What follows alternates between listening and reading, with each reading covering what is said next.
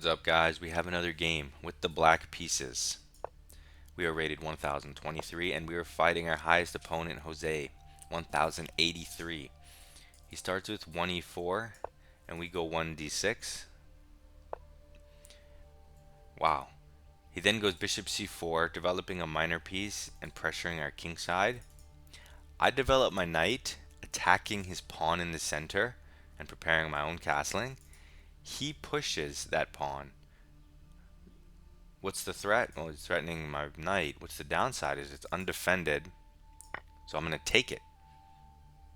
And now my queen is much more mobile. My bishop is developed. And he continues making completely absurd moves. This is the highest rated guy we've played, and I have no idea what's happening. Because now he's bringing his queen out on move 4. The threat is the pawn, but it's obviously easily defensible. I also don't care about the pawn. So he should be developing his minor pieces. I'm just going to make the natural knight move defending the pawn. I'm not sure what he's playing at here. Now he develops a knight. The threat is to take the pawn, but that's just winning his pawn back. That's not winning a pawn. We can continue developing. We can protect the pawn. You can jump in, hit the queen, hit the knight, hit this pawn, right? And he can't ignore it. That's kind of nice, but you got to watch out for maybe checks, but you always have c6, so maybe you don't. Instead of developing, like, you could definitely just go here and pain the knight and then take the knight and just be up this pawn. But I'm going to try this fancy move. And basically it forces him to take with his knight, which relieves the pressure off this pawn. Yes, I also lost the defender, but now I get to bring my queen out, right?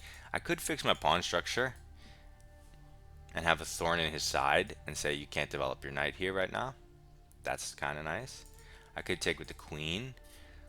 And maybe it walks into center expanding moves, so maybe it's not optimal. I'm going to fix my pawn structure actually and prevent his knight from developing here, and also preventing his pawn from moving 2 squares. I think that's the most restrictive move. My queen here, it looks nice, but it's not actually making any threats. That's what I don't like. If it had immediate threats, that would be different. Or if I had pieces out it could coordinate with, that's different.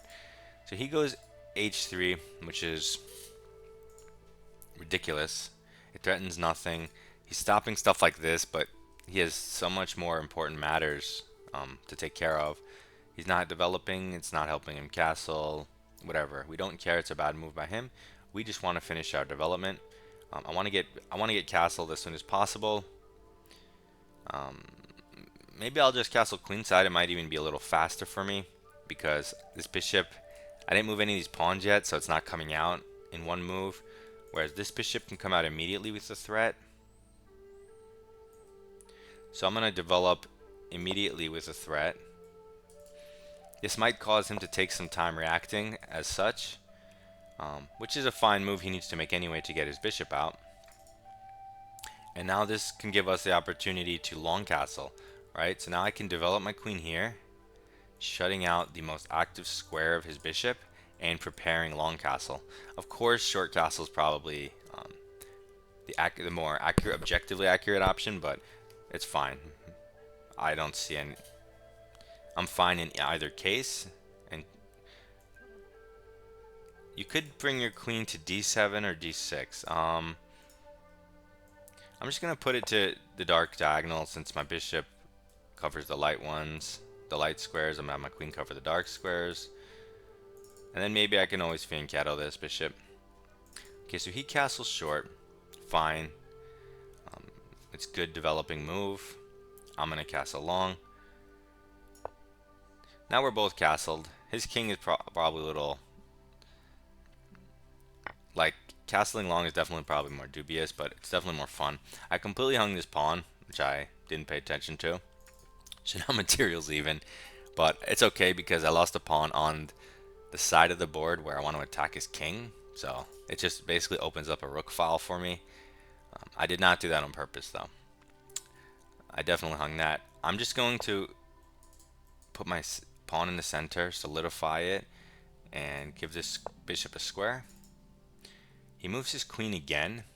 This eyes my king, which is kind of dangerous, and it also hits my bishop. So I kind of want to avoid that. I can go here with my bishop, and his light square bishop is kind of trapped, so he's forced to trade. And without his light square bishop, he's never really can touch my king. So I could do that. I don't really see what else. He's attacking my bishop. If I go this way, he has this diagonal. So let's just make the trade. If he goes, he could go this way, but then I'll take with the knight, and I still have my bishop. I'll do that. So he should probably take. And yeah, now that I lost the pawn by accident, the game's pretty equal. So this guy's got good chances to develop fast. So he takes the piece and comes with check. I have to take back, of course. And my position's still better because I have this nice center. E5 is a little weak though, since I messed up my f pawn. He develops a minor piece and pins the knight. Yeah, his bishop's not great with my dark squares.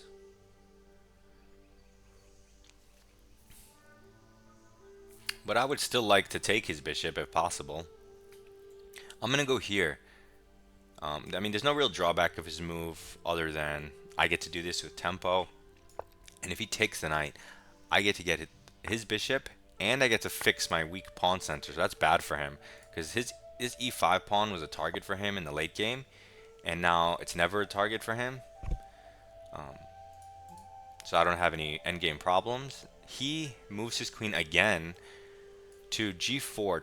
I guess he was trying to get the queen trade, right? So he's not worried about anything. The thing is, I actually have the move f5 here, which says, I mean, I could queen trade, but I don't have to. And I'm curious to see what he's going to do if I don't. Now, the downside of my move is I just solidified my center, and now I'm weakening the e5 pawn again. Everything I just said about, no weaknesses, I just ruined it basically by making that move. But I'm doing it knowingly, right? That's different.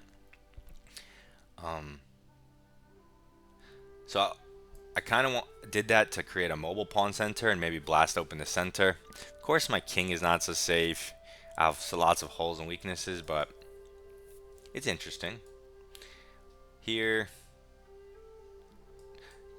if he moves his rook over and I take and he takes and I take, maybe that's not the best. So maybe I'll keep my pawn structure.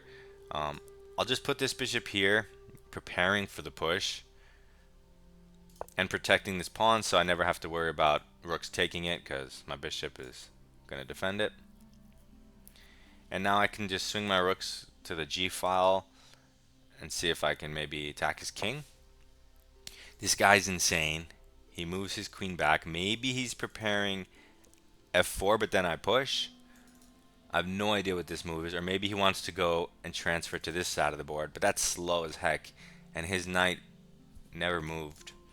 So those are the drawbacks, is he's wasting time. Okay. So I'm going to put a rook on the g file. I'm just going to use this rook. I'm probably going to double anyway, so it probably won't matter what rook. I'm going to triple actually. I'm going to go one here, one here, one here, and then queen back. Get the Alekhine's gun. So now he develops his knight. Maybe he wants to go here, but I'll let him take, because if I take with this pawn, then it super solidifies this center, although it weakens my king a little. But I'm aiming at his king before he's aiming at mine, so that's good for me. So I think I'm going to start my doubling operation. Well, if I go to this square now, he has this, so I'm going to go to this square instead, so he can't target it. Maybe it protects this pawn in some line. I have no idea. And maybe it can transfer. I have no idea. So now he's putting some pressure on this pawn. Okay. I have some interesting tactics in the future of taking here. But I'm gonna create this threat. He might go here to defend against the threat, but I'll just move my rook back. Maybe he'll bring the queen in there with a knight here. Oh wow, so he just completely collapses. When you're being attacked, you generally don't want to move the pawns in front of your king unless it slows down your opponent's attack. But he just goes g4. This threatens nothing because the pawn is pinned. The drawback is it severely weakens his king, which I have two rooks aiming down. So I'd be crazy not to take, right? And my queen is like, what is this move? g4. He played such a decent game, you know, of equality, and then he, he does this. Okay, so he's hitting my rook. That's the threat. The drawback is his king is super exposed, so maybe we don't have to, like, maybe we don't care. What if we take the pawn with check? He takes our rook. We take with the queen, check. And then that's checkmate. If we took with the rook, oh, you see, he doesn't even take. But now, can we force it with this check?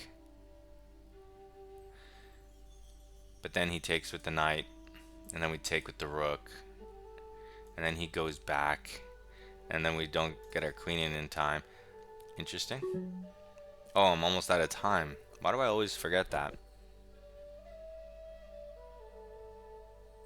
50 seconds. Boom. Sneak attack. What is this? E4. Sneak attack check. What's going on? I have no idea. He can't take the pawn because of the queen. He can only block with this, but then en passant reopens the check. And so he can move his king here. And that gives me... Okay, he does this way. So... En passant check. Now he has to move his king.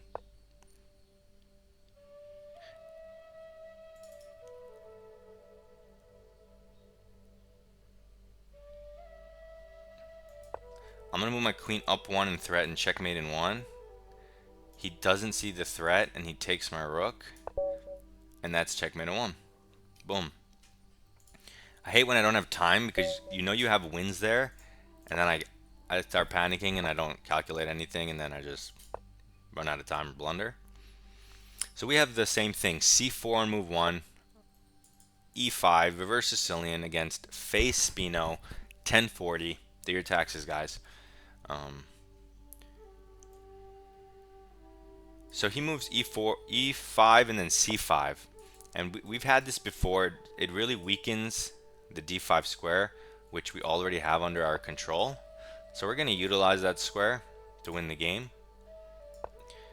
So our opponent develops his knight. We're going to develop our knight, fighting for the same light squares, which I basically already won. Our opponent goes a6. The threat, not now, but maybe in the future in the middle game to push b5.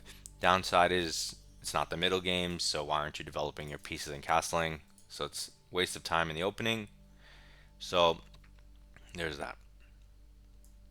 I'm going to develop my second knight, my third minor piece, with a threat on a central pawn.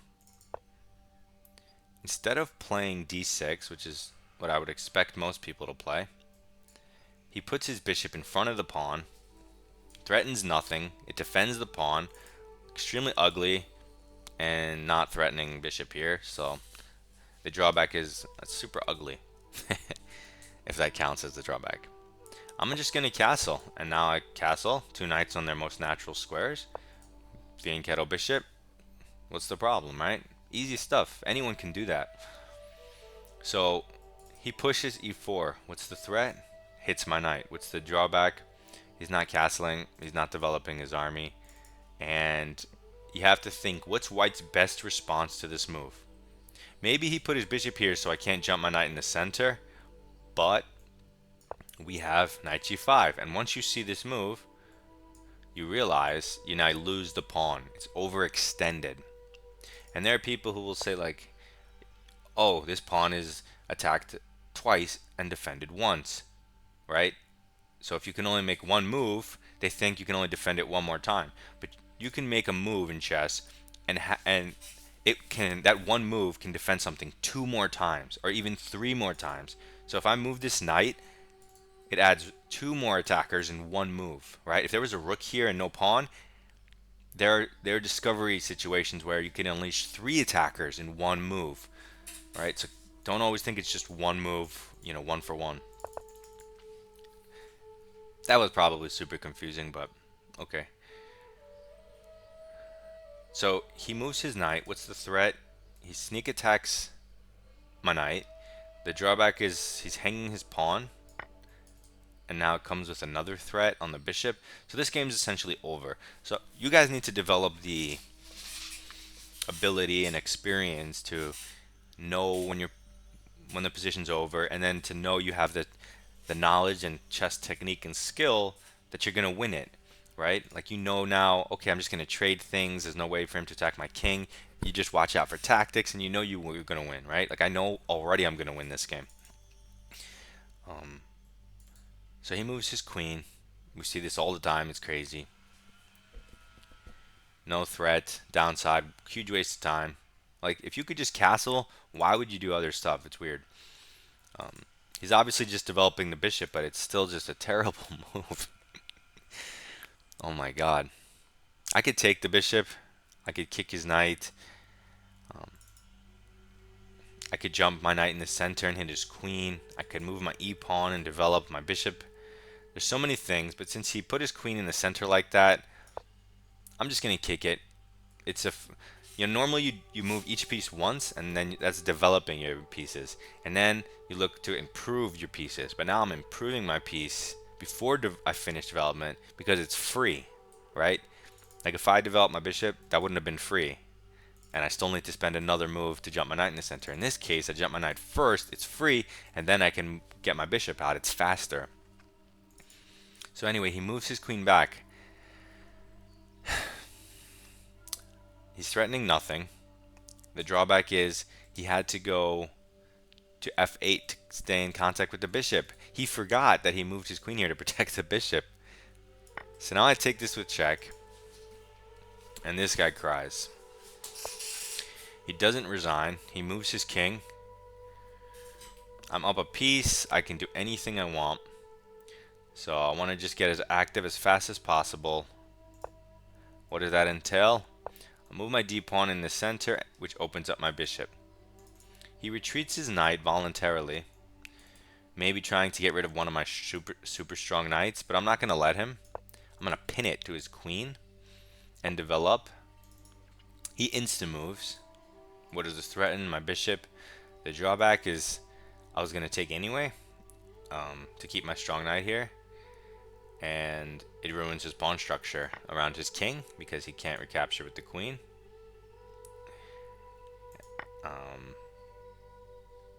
So all good things for me. He recaptures with the pawn.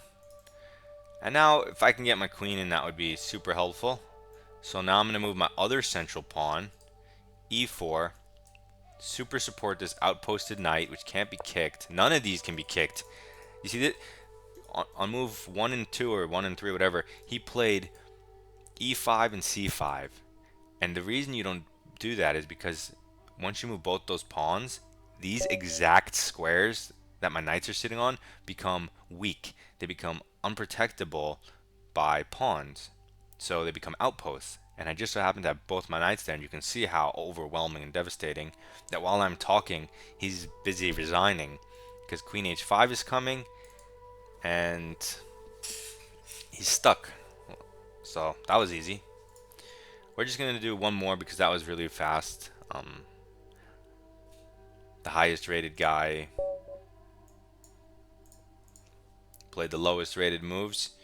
So now we're rated 1040 and we're up against Mondu Boot. Mondu Boot. I don't get it. Mondu Boot. Yeah, I don't get the name. I'm guessing it's some type of joke, but okay, so this guy's gonna abandon. Nope, I lied. I'm sorry for doubting you. He plays e5, reverse Sicilian. We get this a lot.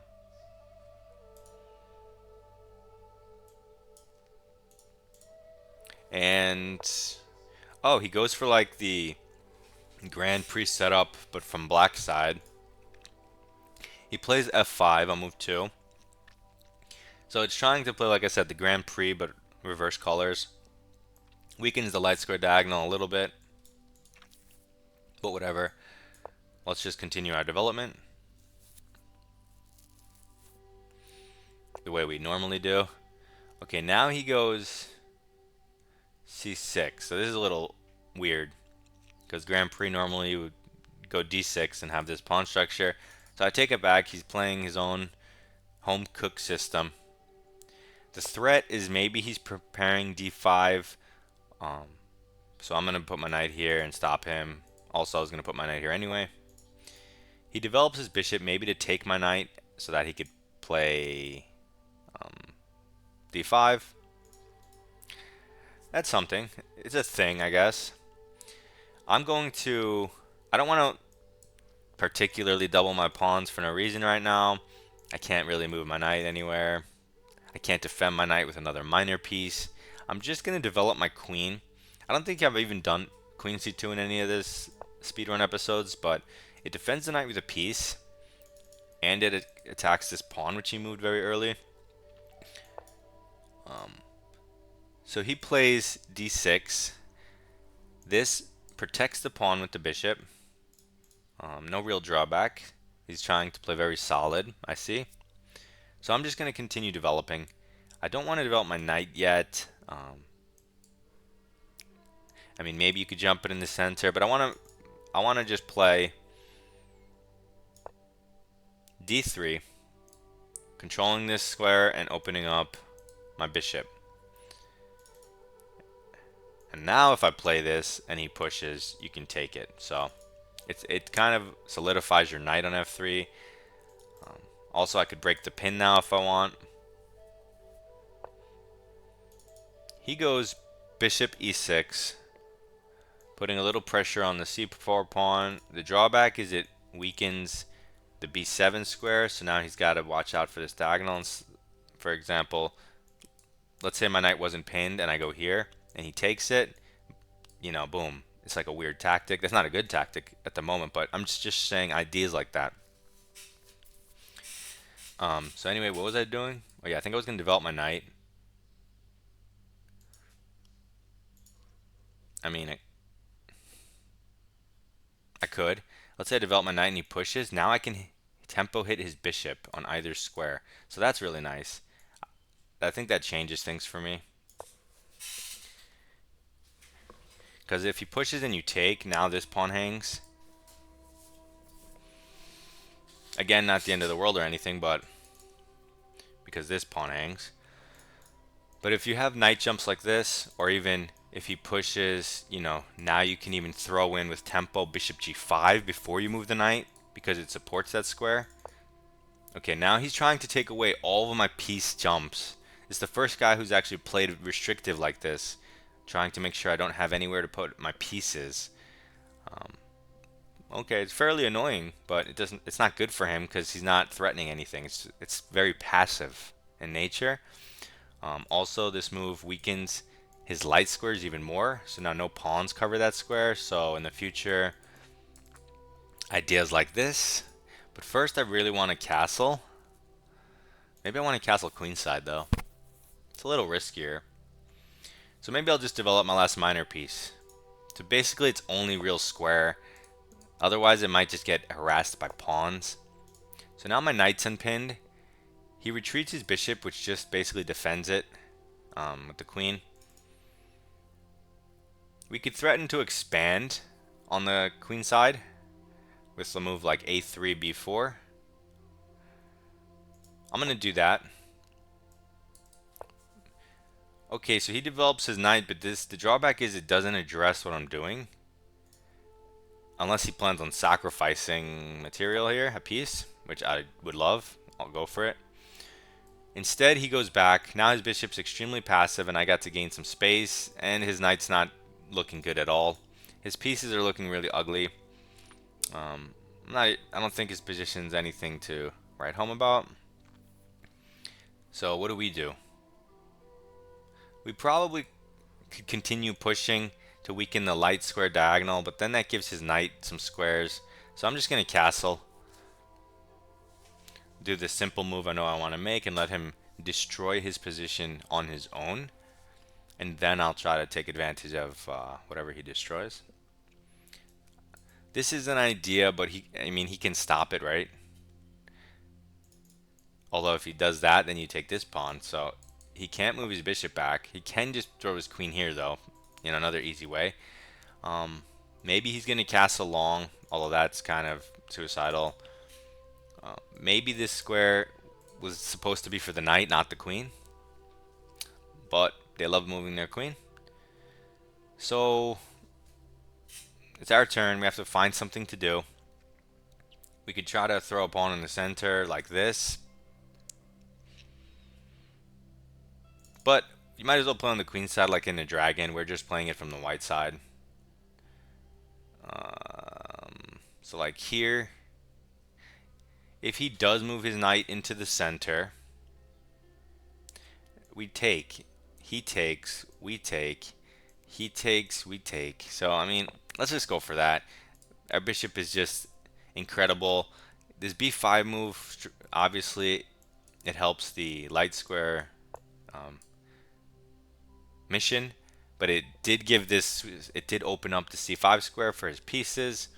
So I had to evaluate if that was worth it. And that's something that you just have to make a decision, and then when you're wrong, analyze your game and figure it out, and you get some experience. And like, maybe it was bad here, I don't even know, but you still have to come up with some logical pros and cons and come up with a choice. So he moved his knight back. He's trying to defend this diagonal, I guess, if I take. But what if I don't take? His knight's stuck back here, which means his rook's stuck back here.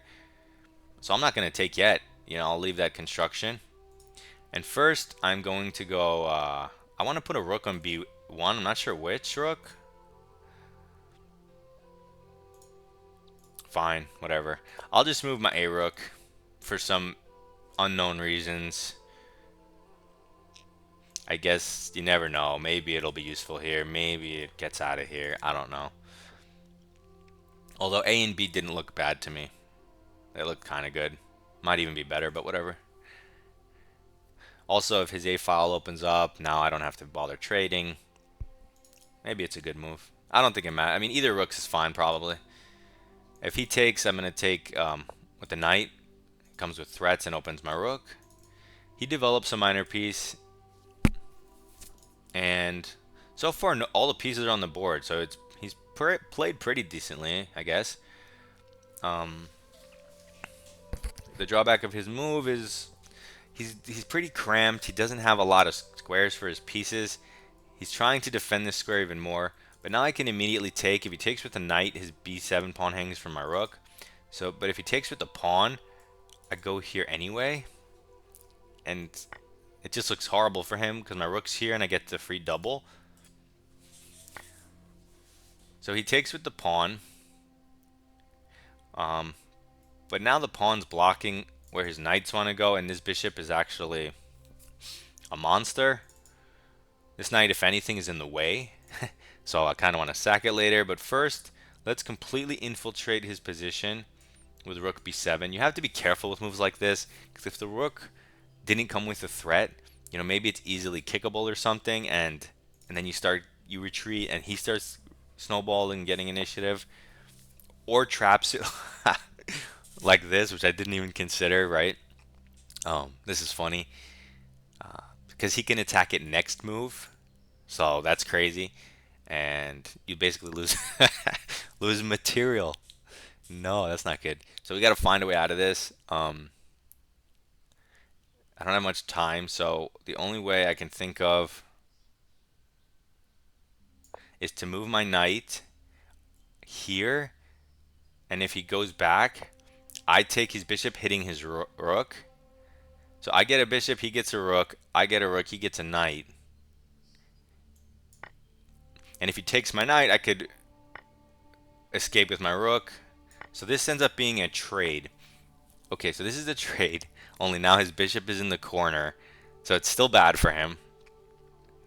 And Now I'm going to bring my other rook over with a threat. So he's going to castle to protect the knight. Then I'm going to bring my queen.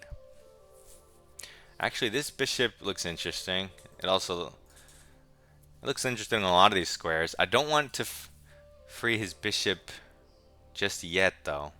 So I'm going to go queen a4, which pressures both of these. I almost lost material there, but luckily knight a4 existed in the position. I guess when your pieces are so good, you generally have stuff, so you don't have to worry about tactics. Is a good example of that. Yeah. But that's why I was saying you got to be careful when you go into your opponent's territory like that, because they have all these little tricks, and you could find yourself in trouble like I almost did. So he moves his pawn, protecting it from the queen attack. I want to get this knight out of the way. It doesn't really have any good squares, so I guess I could just play on the b file.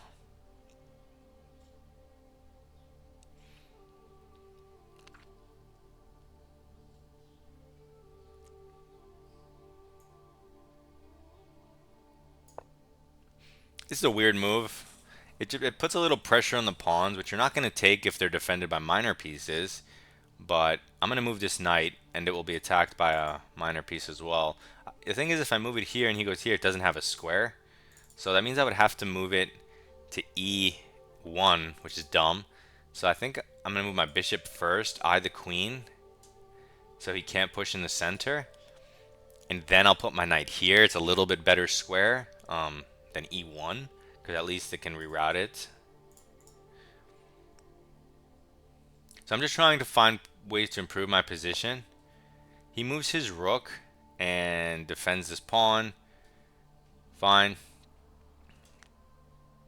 I'm actually going to move my queen, double stack on the b file since I don't have another rook, which threatens the knight. He immediately defends that knight.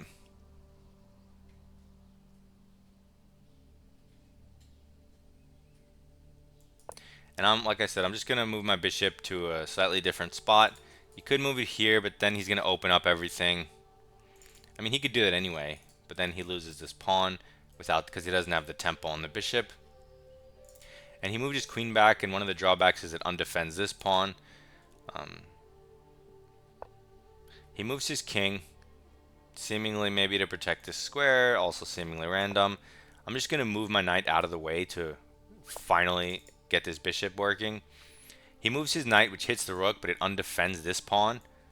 So I'm going to take that pawn, and now I'm up a pawn. I walk into a fork because blundering is my thing. And so I have to move I have to move my queen and give the rook up.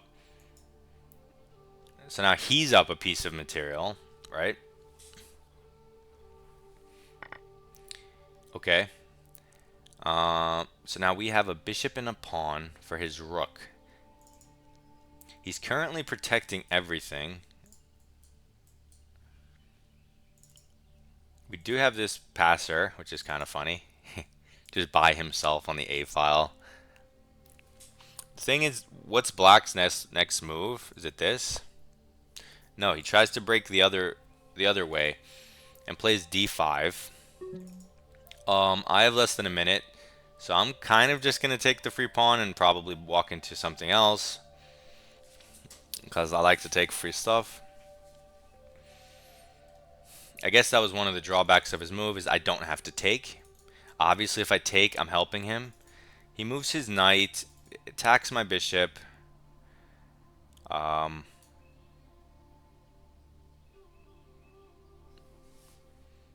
Where am I moving this? Okay, I'm running out of time, so I'm just going to put it here. I didn't want to line it up with the rook, but the c6 pawn I'm not going to take, so I guess his rook won't be open.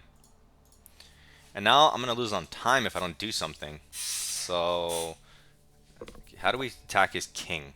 Okay, well, he just helped us a lot. I'm going to take this pawn, which is hanging, and because it opens up a square for my knight. Also, there's e4, H4, H5, knight here, knight here. Okay, he goes for back rank checkmates. I'm going to go H4 so it looks like I'm creating lift even though I don't need it right now because it's defended. He walks into it because I knew he would. This looks like it created lift. I wasn't actually going for the lift. Let's see if he puts his queen here. Uninstall if you put your queen here. Okay, so he moves his knight voluntarily. I have 20 seconds and I can't think, so I'm just snap taking. If he takes with the queen, he hangs this bishop in the corner, which would be mighty nice. He doesn't take, so I just support the bishop because I have no time to think. And now I get my knight in somehow. Okay, now that he opened up this square, we'll get my knight in this way. Throw in the check. Now his queen can give us back rank checks, but we can hide on h2, and he has no threats. Oh, his queen's hanging. But my knight g5 came with check, so it's not like he could escape it, right? And now I have 12 seconds, but I should be able to mate him. Jesus Christ. Okay, so as usual, we almost lost again, but we pull through. Clutch moments. Got him to hang queens. Got him. He has 3 minutes, but because I was running out of time, he was panicking, and so he started blundering. If your opponent has 30 seconds, you don't need to go fast and throw everything away. You need to make accurate moves because then they're not going to know how to respond, right? And then when they would need to think to respond accurately, they're not going to have time, and they're going to blunder. So you need to slow down, not speed up.